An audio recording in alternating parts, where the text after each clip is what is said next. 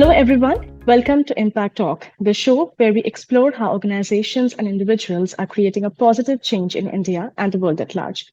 I'm your host, Arushi, and today I'm delighted to have Mr. Sankara Mahalingam as our guest. With a robust career spanning over 15 years in driving CSR programs, Mr. Mahalingam has carved a niche for himself as a stalwart in CSR and volunteering initiatives, notably in sectors like environment, education, and community engagement. Currently, he spearheads the Global Social Purpose Program at Firstsource, a leading BPM firm, where he meticulously crafts and implements impactful CSR strategies, promotes employee volunteering and giving, and advocates for impact sourcing initiatives.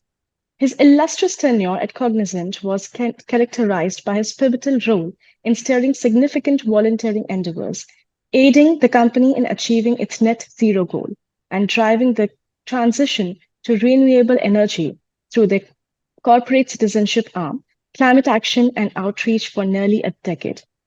In 2008, Sankara founded Dreams Alive nonprofit, underlining its core 3S mission: serving humanity, saving Earth, and supporting transforms. His multifaceted expertise spans corporate citizenship, environmental sustainability, CSR program management, impact sourcing, and social impact projects. Beyond his professional accomplishments, Mr. Mahalingam' diverse journey includes services in the parliamentary sources and roles in marketing and business process outsourcing. His accolades extends to being initiated by the invited at the United Nations to educate the India's top 10 volunteers and being a distinguished speaker at various esteemed institutions and forums, predominantly addressing CSR, sustainability, and corporate citizenship program. Mr. Sankara, we extend our warmest welcome to you for gracing us with your presence on Impact Talks today. We are sincerely grateful for your participation. Thank you so much, Arushi. Thank you for the opportunity. First of all, I wish all the audience of CSR Box a very warm Happy New Year wishes. Hope we have very less climate changes or challenges this year. We have a peaceful life. Let the war end quickly. Right, right. Absolutely right, Mr. Mahalingam.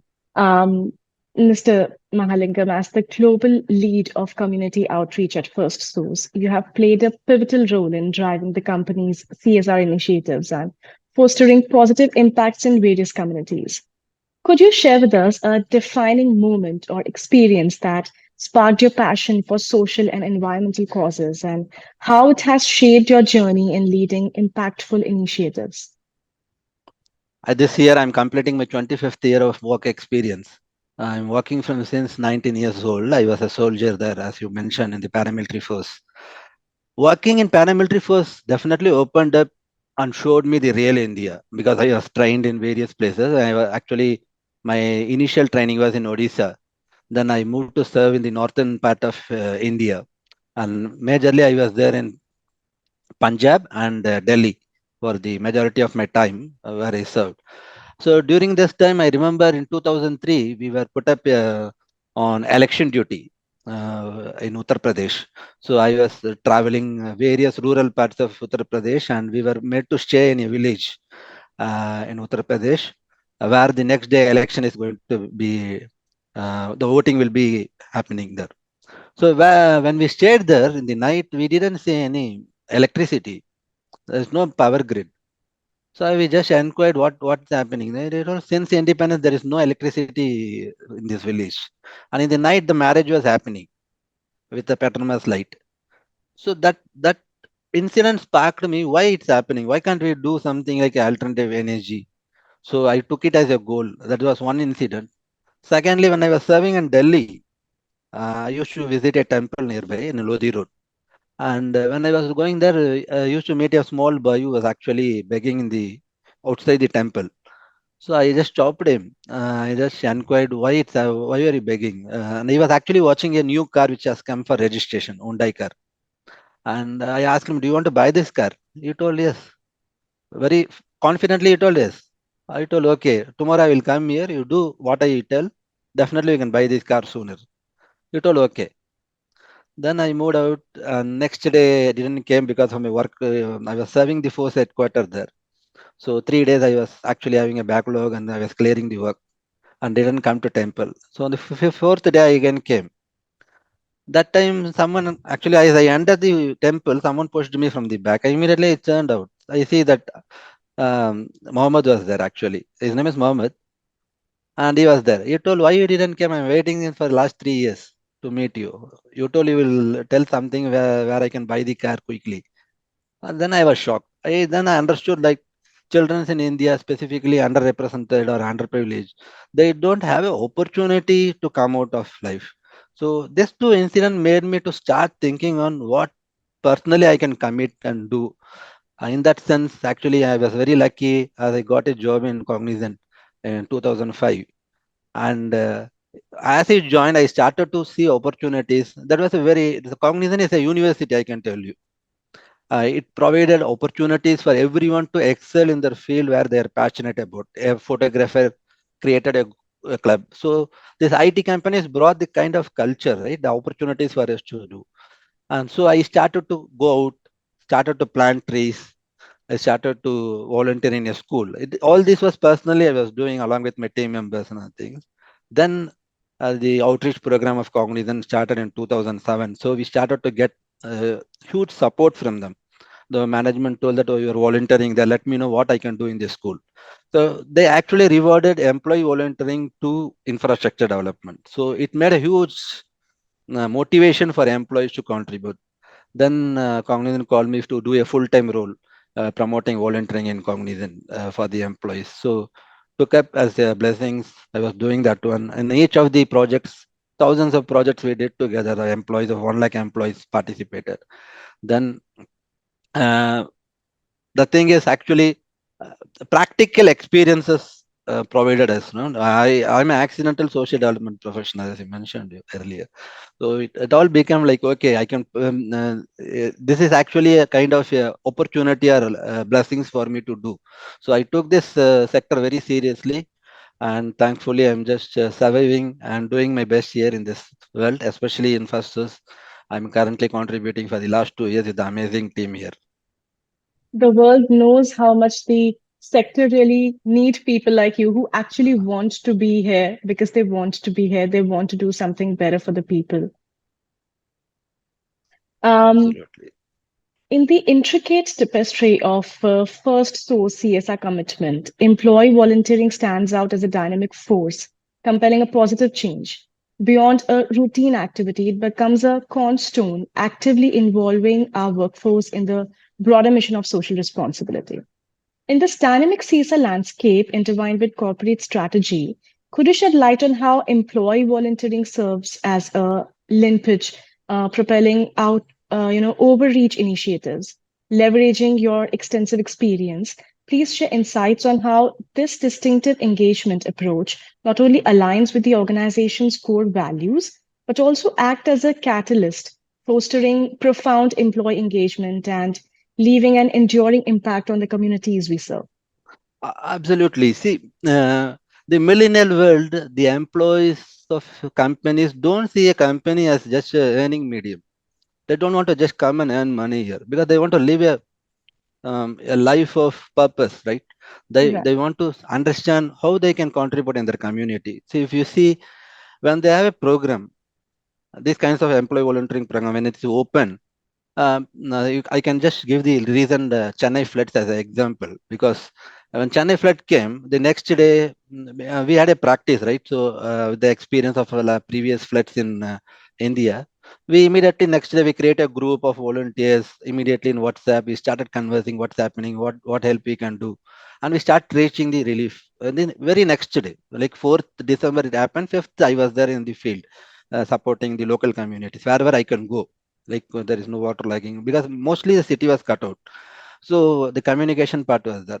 If you see, when we were actually reaching out to our volunteers, they are already doing something in their community. They were actually very inspiring. Like one of our volunteer actually made a the water can plastic water can based boats, a temporary shift, and he visited all the 68 residents and start supporting them with milk packets, whatever the government and the non-profits was arranging.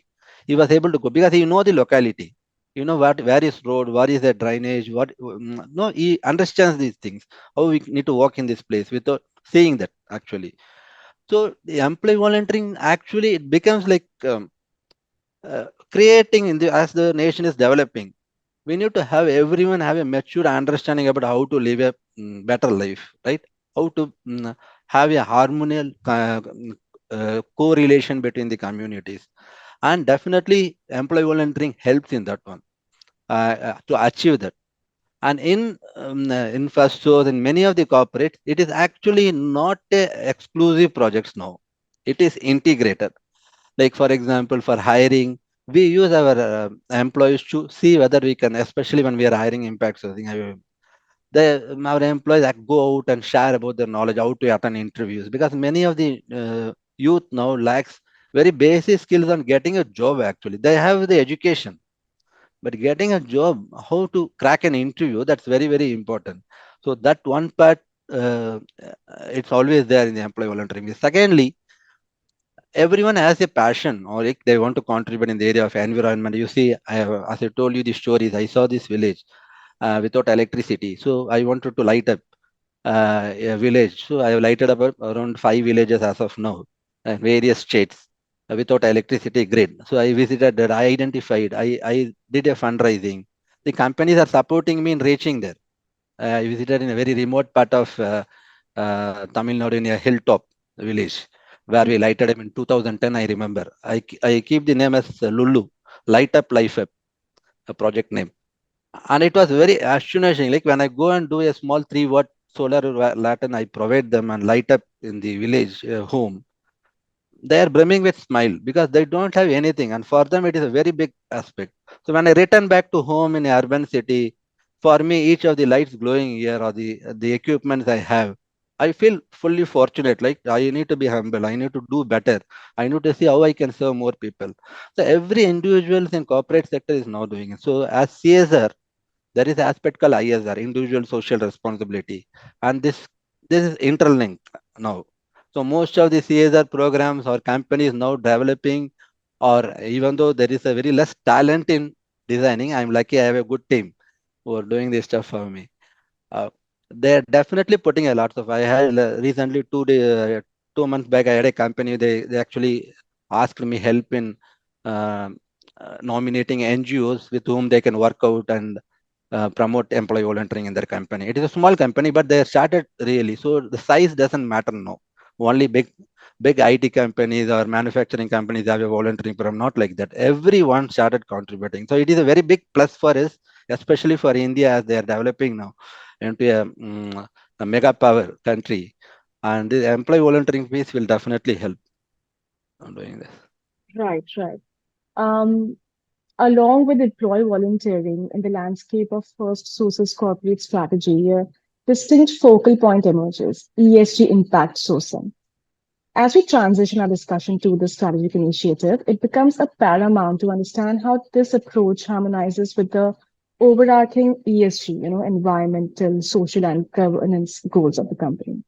Against the backdrop of a rapidly evolving business environment that demands sustainability and ethical responsibility, please enlighten our audience on intricate details of how ESG impact sourcing plays a pivotal role in aligning corporate objectives with a commitment to environmental sustainability, social responsibility, and robust governance practices. Definitely.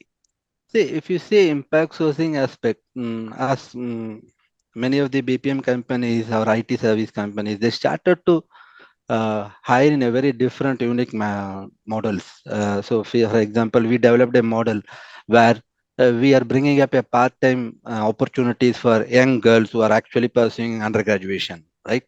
So they are doing their evening or day college, and they are giving 4 hours of time for work, and giving them a part-time opportunity is a very very big boost for them, because when they work with a corporate environment with employees, they learn communication skills very quickly. They understand how the work environment works, so they don't need to wait for the 3 years. And this apprentice model which the government has brought in, it's a very big plus for many of our companies. So how we are utilizing it, it matters. Now we are very seriously working on a design is happening now where we are planning to hire women from various sectors, not only the women who have a break in their work experience, but also for young girls who are entering the field. How we can quickly give them job, how we can provide them opportunities, or if they don't possess the skill required, how we can embed or give them that particular skill quickly to ensure that they get a job quick. Because after pandemic, if you see, it becomes very very necessary for creating an environment. There is a huge job loss, there is a business loss, right? So as I told you, yeah, we gave jobs to around 12 girls. It's one small project which we did. All these girls background is actually their father and mother lost their jobs, whatever small job they were doing, so they don't have, and now they are pursuing, luckily through scholarship they are pursuing the graduation now. When they get a job, they are having some money with them, so the family is happy. They are happy because they are able to fulfill their own needs, whatever the college demands, especially. And so it is a win-win for us. So impact sourcing, I feel, will play a very pivotal role in this coming decade, actually, because there is a huge crunch of talent, and especially if you see the skills we need to possess. Like I actually, our CEO made many of us in the last year final 3 months.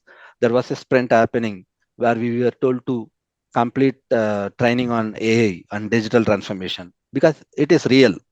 So I need Mm. to understand from CSR perspective, I can use these tools. So mostly the contents I create for mailers or for my nomination seeking the posters or something like that, we use the AI very actively. So my team is also using it. So we need to be going with the changing landscape. Mm. And I am sure impact sourcing will definitely, I see many companies are investing heavily in this area. Now, there is lots of skill development forums, non-profits coming up, and they also very serious of not only just doing something in an empathetical way, like we give this skill. Their really need is there. We can definitely remove poverty well in advance in India, especially with the impact sourcing as a pivotal medium now. So, my request is for every one of us, especially corporate sector, to like for example, I piloted a LGBTQT project in Firstsource. So it was like without business demands, how we can provide them opportunity within the limits of our organization, and then skill them and then put them in business. So that model really worked. So currently we have around 10 LGBTQT candidates working first time in India. So it's working. Let us take a small step. I have good NGOs who are seriously pursuing that. Like I have my friend Chaitanya who is leading the Uniki, Win India Foundation, Ability, Enable India. So all these forums actually making a huge strides on enabling talents from neglected communities or sources. Like for example, persons with disability, LGBTQT, Solidarity Foundation is very good who are supporting us in this. So there are many non-profit coming up and supporting us. Our corporate work is to start participating, and Vinit's arrival as the typical advantage. They have profiles openly on various candidates in the web portal. They are telling just come up, just select the profile, hire them. So platforms are plenty now for impact sourcing. I'm sure I'm very excited in this space, especially because it's a very close to heart, right? When you are giving someone job, money, you're bringing out of poverty, it's a very big thing. And as part of the sustainable development goal is the first goal which we need to achieve, eradicating poverty. And impact sourcing will play a very pivotal role in this. Right. Mr. Sankara, navigating the dynamic landscape of corporate sustainability and ESG, witnessing transformative changes that shape the future of responsible business practices. I'm eager to seek your seasoned insight on how do you view the dynamic evolution of the ESG landscape? If we particularly talk about that, drawing from your experience, what key skills and qualities do you deem crucial for budding candidates aspiring to contribute significantly to the realms of ESG and corporate sustainability, like analytical skills, the one that you mentioned previously, digital skills, financial acumen, adaptability, all of these kinds. See, my first open point is actually you should have passion in this sector because that's foremost of any other skills. So when I hire or my boss tells me usually that hire someone passionate like you because passion can kill everything. Like they can give you, you can quickly learn the skills whatever you need. But passion plays a pivotal role. You need to be very very interested. You cannot come in the sector to make money very openly. It will Right. not work. You should be ready for experimental. I have seen youths who are actually um, kind of a very raw, right? With as I tell you, like when the flood comes, they don't wait for anyone. Like just go out and start relief. They know what's happening, how they can. They are very prepared for that. So we need to have youth like that to be part of this ESG pathways. Secondly, we need to be very honest, very transparent in this sector. We cannot like greenwashing. You should have had lots of words in this area. Like we cannot work on in that lane. We need to be very very factual. We need to be very transparent. Tell what is truly we can make impact on. So that's very important aspect of the ESG sector. For the candidates, I prefer first is understand the real world, like what problems the world is facing, or community, the nation is facing. For example, our country, and what are the and at least have a few experience of volunteering with non-profits because you will have a eye opening. I took someone to volunteer and literally was crying after that first experience because he told that I thought life is very different for me. I had everything in my home. I was not actually because when he went to that uh, tribal settlement, on the way there was actually a mishap before the our vehicle. So a man was actually in his bullock cart. He was actually taking rice bags, and it fell down because of uneven roads.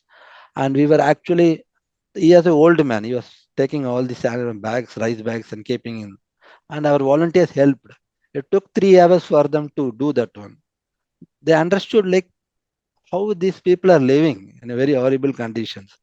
It opened, I know, he's very active volunteer now in my network. So it gave an eye opening. So we need to go to field, understand things. That is very important. Third is be with the network where I have a beautiful, there is a person called Pratiksha Muri. She is a very young, passionate professional in ESG. She is doing a startup actually. But what she is doing is she is keeping things open where people can come, join together, learn. So she never understands like, okay, no, someone is learning because of me. No, she is not having that mindset. She want everyone of within the group. We now have more than 350 people in that WhatsApp group, but everything is open there. Someone is asking questions. If I can answer, I will answer it because we have lots of questions coming up, right? How I need to implement complaints part of government, the corporate guidelines, the non-profit challenges which is coming up because there is a complaint for them also now.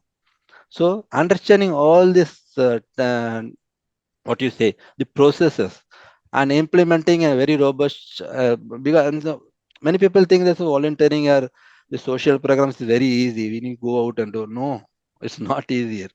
We show that we keep the smiles and we show that it's happening. But there is a big team working behind the legal, finance. If you see my Right. corporate, right? Many people are responsible for the success of this program. So I can never take credit individually for this. So you should be a very good team player. You should be a great collaborator. You need to, because you cannot survive in this field alone. Whatever knowledge you possess, you cannot survive alone. You need to ensure you get support from each of us. Then only we can work out. So these are the major things I want to share. Very rightly said, Mr. Mahalingam. Compassion and that zeal to work in this particular sector, and especially collaboration, all these approaches surpasses than any other skill that a person Absolutely. can need to move forward. Um, considering Firstsource commitment to corporate social responsibility and its proactive engagement in road safety awareness, could you shed light on how the road safety campaign aligns with the broader CSR vision of the goals of the company? Furthermore, in terms of outcomes and impacts, could you elaborate on how the tangible effects the campaign has had on both the employees and the broader community? If you see, India is actually having a huge set of vehicles coming out every day. The new cars, bikes, now electric vehicles are coming out. Even though they are fitted with lots of safety measures, there is still a huge lack of responsibility as a driver. I can tell personally. So how I can mature, right? There is some of the NGOs working in this area, like Alert, Thoran. I remember vividly volunteering for this traffic related initiatives for 6 7 years.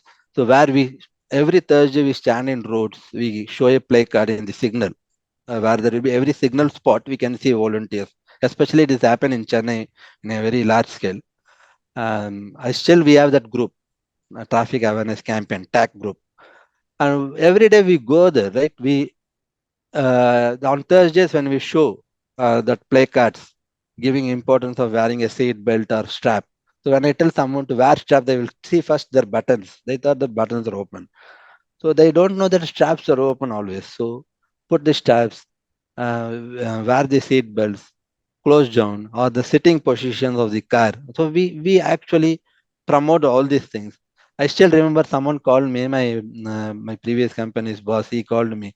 He told today my wife started to press me to wear seat belts. I told why, No, she saw you in the traffic signal and you are promoting this, and she took it very seriously. So this one life I can change, it means it's working. It's Right. seriously working. And also we did a very good initiative where we did a ground table and we invited many companies, IT, various sector companies joined together. We did a huge human chain, I remember, in a Sipcot, near to Sipcot, with more than 500 people, both the sides. And this was comprising of students, college students, school students, as well as IT professionals, volunteers, right? We felt there is some changes happening, and we need to be very consistent now. We need to do more. Now, actually, if you see, many young people are buying cars in a very, very early stage. Like, oh no, we need to. So for me, I thought and thought to buy a car or put up on hold for more years continuously. Just recently, I bought a car because of my aging mother in my home. So, but now things are very easily we are able to get. If more than the salary you get the loans Right. quickly. So in that sense, what my suggestion is, uh, every corporate should have a program on road safety. There are non-profit working in this area. There is also technology where we can teach them online, where they can learn those things. And the National Road Safety Week celebrated in India, and we can. I think it's in March. It comes up the first week, and we all can do our bit part by maybe at least taking a oath personally, individually, that we will adhere to the rules of the road. Right. Right. Um, I really feel personally that all these initiatives that any organization take up, like road safety or any ESG initiative, also, for example, I feel it's not easy, especially with the evolving landscape where organization place greater emphasis on ESG initiatives. I feel there are very many challenges that they anticipate, and any organization anticipate. So, what guidance would you provide to individuals entering into this field in overcoming these challenges, highlighting the key matrices and indicators you deem essential for effectively assessing the success of ESG initiatives? See, my point is for the people entering in this sector is actually don't see this as a challenge. I feel it's an opportunity, and you are coming here to play a pivotal role in the transition of the world to a net zero world, right? You are going to bring good things. You're bringing goodness actually. This job is actually bringing goodness. So we should be very positive on that. We should not see it as a challenges. And also, there are typically it is not that we will be playing alone. We will be getting good support from the government. If you see, split up the ESG from the governance part, the management takes care of it. They support you. From environmental part, if you see the company's admin team, IT team, they plays a very vital role. And social part, you say the CSR teams, they are going to play. So it is not about we are going to play a single as a solo. We are not going to play this game. It's actually a team game, like a cricket. You can tell many players here and many different ways the approach is going to be built. Secondly, actually be ready for tomorrow. Like tomorrow there may be a new complaints. You need to change. If you see in the last 3 4 years, you can see the amendments in CSR alone. You can see there are plenty. There are more than 20 25 times of amendments, which was very crucial for success of a corporate. So for tomorrow, you should be very ready. You cannot tell that today I have a process in place. No, tomorrow it need to change, and you have to make that change immediately. So be ready for that. And the third foremost thing is mm, motivate yourself with the changes happening. So probably what we say, we have a goal, right? Say for example, net zero goal. When we set up for my previous company, we set up a blueprint, and our first goal was to transition on energy. So we had a consultant who were helping us in putting up a plan. For me, each of the PPAs or each of the projects which is getting approved by the management is a success, because in this particular city we are going to reduce the energy burden, not only for me, for my common public, and also we are transitioning to a green energy.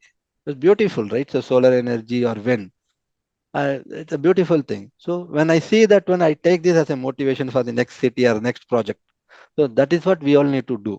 You cannot change the world in just one day. You need to. It will go step by step, and in the step by step, mostly what we lack is that motivation. Like we feel that, oh, we are doing only this much. The goal is bigger, but this small thing is what will take you there.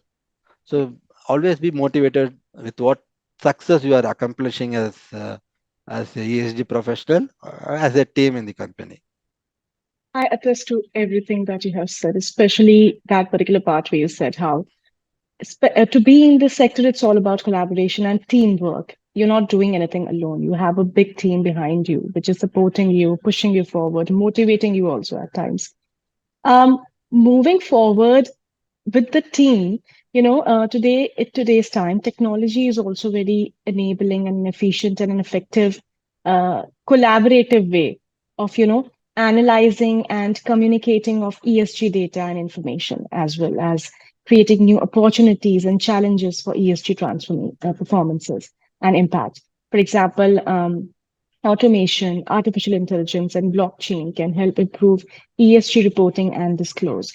In the context of advancing technology, how do you see it influencing the ESG landscape? Are there particular technological advancements that you consider pivotal for effective integration of ESG principles into business practices? Absolutely. See, in the interconnected world, when we say interconnected, it's because of technology. No, nothing else. Because I cannot go daily to Sweden or Switzerland and communicate there, right? If you see today, I can do a plastic neutrality project sitting in Chennai. I can do a project in Himalayas, because we have a very robust technology apps available, are experts available who are able to do this one. Like they can give, if you see, there is a inspiring company called Circlex, who are actually making QR codes for every plastic you are recycling. They Mm. call digital bins, which they are promoting in they are a Coimbatore based startup. Vishnu is founder of that. So uh, technology is playing a very vital role. Like I have seen lots of youngsters building, and there is a company called Rias actually who invited me to be a co-founder, be part of it. I was not able to take that role, but what I'm telling is youngsters are coming out. They are actually understanding the challenges a corporate is facing. Earlier it was very challenging for a corporate to transition on net zero goal, because there was no awareness on this. No, there was no vendors who can support them, because everyone are having the same issues, like how I'm going to do this. But there now, if you see bare necessities which came up as an individual such lifestyle change initiative, they're making a big strides. They're doing a very big initiatives where they're helping corporates on sustainable consulting, right? They are you can buy or you can do a event with net zero in your organization now. We have people to do that one, and they have technology, Yeah. Yeah. and most of them are investing in that. Actually, investors are very keen on this ESG technologies coming up. For me, AI and drone technology will be very, very important because drones will play a very vital role. Now, insurance companies have already started how to understand the impact of climate risk in a specific place. So Mm. they vastly use it. And I think in the CSR Box Summit, which they organized in Delhi a few months back, there was a company, Garuda or something, who put up a drone technology in display where it is taking actually medicines to very unreachable hill stations, right? Through drones. Mm. Yeah, it's a beautiful thing because we never thought that someone has to truck there or someone has to come down to take this product. No need of man. But I'm also worried that this should be used only for human good, not Right. for other purpose like weapons or something like that, which I feel should not be used in my personal view. Uh, Right. Right.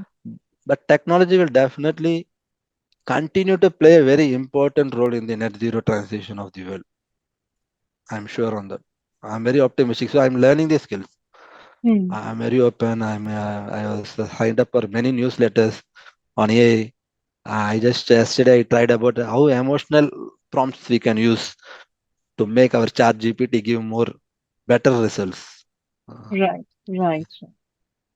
Moving forward, technology is going to be the catalyst of change, Absolutely. especially in a landscape like India. It's very important to hold hands, keep our hands holded with technology throughout. And so, moving forward, we have come to the very last segment of our Impact Talk today. So, CSR is preparing a compendium of aspirations, envisioning India and its social development sector at its 100 years of independence. So, my final question to you is pertaining to the social development sector, what would India of 2047 look like according to your vision and aspirations? So I think our honorable PM has announced the Viksit Bharat initiative recently, and if you see, the landscapes are changing. The collaboration between the government, private sectors are in the peak now.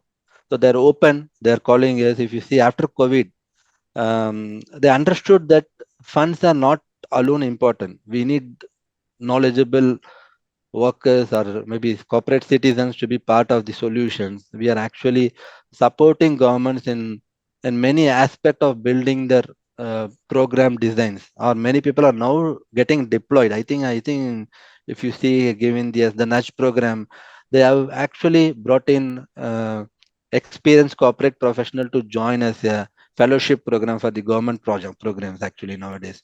So uh, utilizing the network of through the CSR is becoming very, very unique. It is not just a philanthropic causes, no. It is actually hugely transitions. So for the 2047, I feel slowly what will go is we will have a collective goal to achieve together. Now companies are investing as they wish or based on their company's focus areas or something like that. Slowly, I feel it will stay, but in the same time, we can pick a cost together. Say, for example, 100 companies jointly invest to make 1 lakh schools to have smart classrooms. So that is very different achievements, right? So it should Definitely. slowly happen. I think government will play that role. They will become like they will propose now. I think there is portals, CSR portals now. When yesterday I saw CSR box bringing up a WhatsApp medium for getting RFPs and the project details, right? Project book they Right. call it. Right. So it is going to happen now. Like you can easily get to know about what is the leading projects or areas where the government is planning to bring a change and how corporate can help them. So it need to think, right? So I think 2047, I will feel a very beautiful way of implementing this. Like we all know that we are going to do this on this much trees in, say, for example, in Delhi to fight pollution. This much company joined together and planted this much trees together. So that will be the way of headlines. I can tell you how it will happen. And 20, by the 100 years of independence, Like I'm sure India will play a pivotal role in the world peace, and for that one, CSR will also be part of that because of the way we promote culture within the organization to achieve the mission of global good. And see how, because we have, if you see first, we have companies across different countries, and you can see it is infectious. Like employee volunteering, we do in one country, and the another country employee asks, "Why I am not doing this for my country?" So it is infectious, and India will play a very pivotal role in spreading this goodness across. Kudos to everyone who has participated till now in India's development, and we are just hoping for the best. Um, as we near the end of today's session, I'd like to extend my heartfelt gratitude for your time and contribution, Mr. Mahalingam. It was lovely, absolutely a delight to have you on this show. Um, we hope you enjoyed this conversation too. Absolutely, I think I kept very open, and it also took me to certain memories, right? While I was speaking about Delhi or my first initial experiences, I'm just um, thinking how thankful I should be always for the journey I've been given by the Almighty. So I'm sure that I will be meeting more good people like you soon. Continue the good things in 2024, and be part of something like, so we all came and did something good for the people and planet and went off in that kind of segment. You to be. Right, right. Thank you so much. Thank you so much for coming in and gracing us with your presence, Mr. Mahalingam today. Thank you, Arishi, for the opportunity. Thanks to the entire team of CSR Box. I wish all of you a grand impact making one. Hopefully, Thank you. I Thank will you. attend this year summit also, wherever you people hold. Hopefully, in Delhi Definitely. this time. Definitely. So, everyone, don't forget to join us again next week for the upcoming episode of Impact Talks, where we continue to share inspiring stories of individuals and organizations that are actively shaping the world for the better. Until then, this is Arushi bidding you farewell, wishing you a fantastic day and year ahead. Thank you.